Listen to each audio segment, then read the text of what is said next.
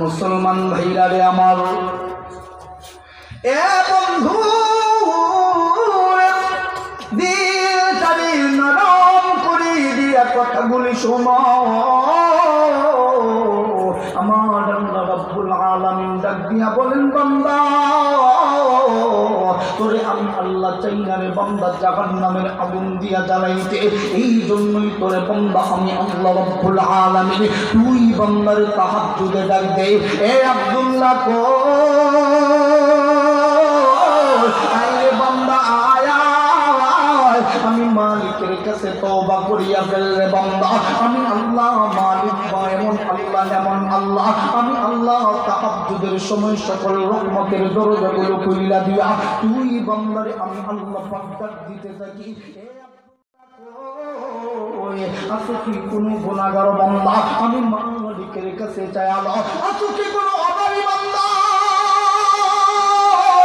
অভাবের কারণে বান্দা তোর কষ্ট হয় আমি মালিকের কাছে যা, আমি মালিক তোর অভাব অনটন দূর করে দিব। কিন্তু বান্দা তোমার এরপরও মন চায় না, তাহাজ্জুদের দিন ছাড়ে না, আমার আল্লাহ রাগ করে না, গুসা করে না। আমার আল্লাহ রাব্বুল আলামিন তুমি বান্দার ফজরের সময় ডাক দেয়, হাইয়া আলাস সালাহ, এ বান্দা আয় নামাজের জন্য বান্দা আয়। এরপরও বান্দা তোমার ঘুম সারলো না, ঘুম সারলো না। আমার আল্লাহ রাব্বুল আলামিন ডাক দিয়া বলে, হাইয়া আলাল ফালাহ, এ বান্দা কল্যাণের জন্য আয়। এরপরও বান্দা তোমার ঘুম সারে না। আমার আল্লাহ বলেন, না না আর ঘুমাইলে চলবে না। এ বান্দা আর বেশি সময় যদি ঘুমাও রে বান্দা ডায়াবেটিস হবে, আলসার হবে, ক্যান্সার হবে। এই জন্য বর্তমান গবেষকেরা বলে সবচেয়ে সুস্থতা থাকার জন্য ফজরের বাতাসটাই যথেষ্ট। সুবহানাল্লাহ। আল্লাহর পয়গম্বর নবীজি আজ থেকে ১৫০০ বছর আগে আল্লাহর পয়গম্বর নবীজি বলেছেন, সকাল বেলার বাতাসটা যার শরীরের ভিতরে লাগবে ওই মানুষটা বড় কোনো রোগে আক্রান্ত হবে না। এ বন্ধু ডায়াবেটিস ওয়ালার মানুষগুলো সকাল বেলা রাস্তায় হাঁটতে বাহির হয়, মসজিদের সামন দিয়ে হাইটা যায়, এরপরেও নামাজটা পড়ে না। যেরকম আসে না না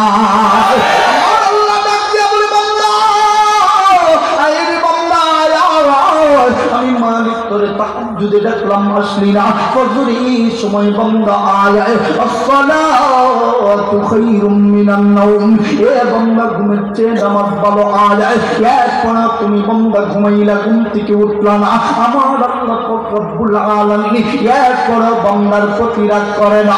আল্লাহ ওই বান্দাটারে আবার যখরের সময় ডাক দেয়, হাইয়া আলাস সালাহ,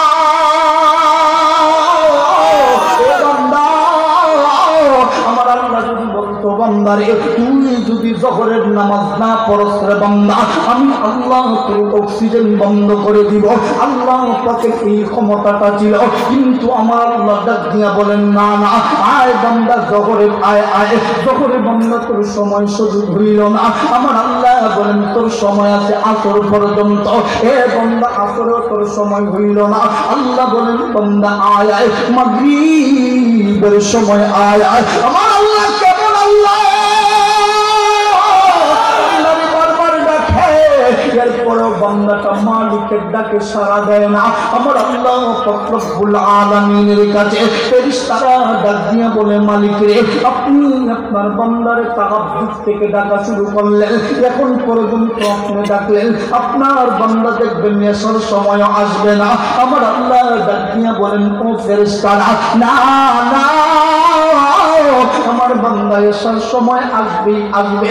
আমার মালিকের কুদরতি পাটারে জমিনের মধ্যে বিচার দিয়া ডাক দিয়া বলে, এ আমার বান্দা আমি মালিকের কাছে চারে বান্দা। ফেরেশতারা নইলে আমারে বড় লজ্জা দিবে।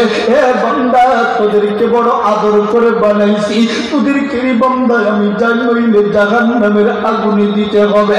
ফেরেশতারা ডাক দিয়া বলে, মালিক রে আপনার বান্দা মনে হয় আসবে না। আমার আল্লাহ আসার সময় আবার ডাক দেয়।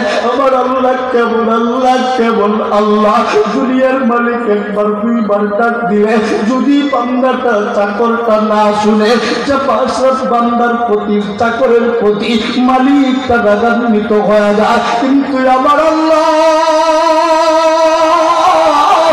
বান্দার প্রতি একটু রাগ করে না গুসা করে না এসার সময় বান্দাটা যায় না বান্দাটা মোবাইল টিপা টিপিতে ব্যস্ত বন্ধু বান্ধবের সাথে আড্ডায় মগ্ন ওই বান্দাটা মালিকের গুনাহে মালিকের ইবাদতি করে না মালিকের বিরুদ্ধে যাইয়া বান্দাটা গুনাহে লিপ্ত হয়ে পড়ে ওই বান্দাটা এসার সময় যখন যায় না বান্দাটার এক পর্যায়ে ঘুমের চোখে চলে আসে এক পর্যায়ে বান্দাটা ঘুমের বিছানায় চইলা যায় এরপরেও বান্দার হাতের মধ্যে মোবাইলটা হাত থেকে বান্দাটা মোবাইল ফেলায় না মোবাইল চাপতে চাপতে বান্দার চোখে ঘুম চলে আসে ফেরেশতারা ডাক দিয়া বলে আল্লাহ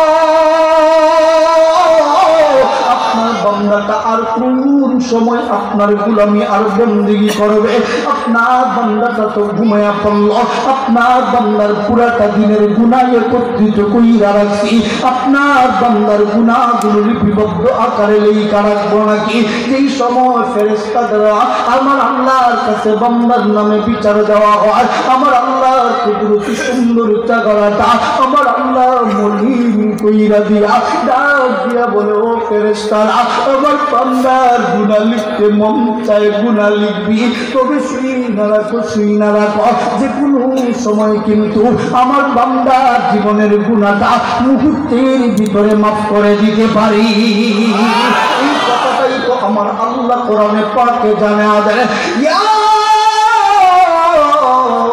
আইয়ুহাল্লাযীনা আমানুত্তাকুল্লাহা হাক্কা তুকাতিহি ওয়া লা তামুতুন্না ইল্লা ওয়া আনতুম মুসলিমুন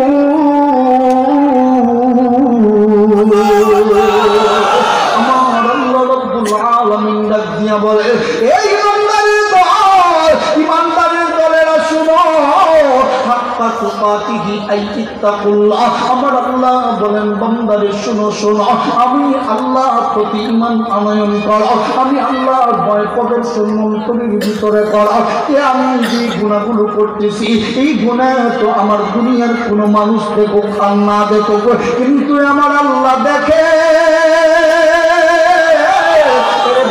শুনো শুনো এই কথাগুলো স্মরণ করিয়া আল্লাহর ভয় অন্তরের ভিতরে নিয়া আমার আল্লাহ বলেন বান্দারে ইল্লা ওয়া আনতুম মুসলিমুন আমার আল্লাহ রাব্বুল আলামিন জানা দেয় মরণের আগে আগে বান্দা ইল্লা ওয়া আনতুম মুসলিমুন এ বান্দা আত্মসমর্পণ কইরা বেড়া যেই বান্দাটা আমি আল্লাহর কাছে আত্মসমর্পণ কইরা ফেলবে ওই বান্দাটারে আমি আল্লাহ রাব্বুল আলামিন বলে দিলাম ওয়া ইয়াগফির লাকুম যুনুবাকুম ওয়াল্লাহু গফুরুর রাহিম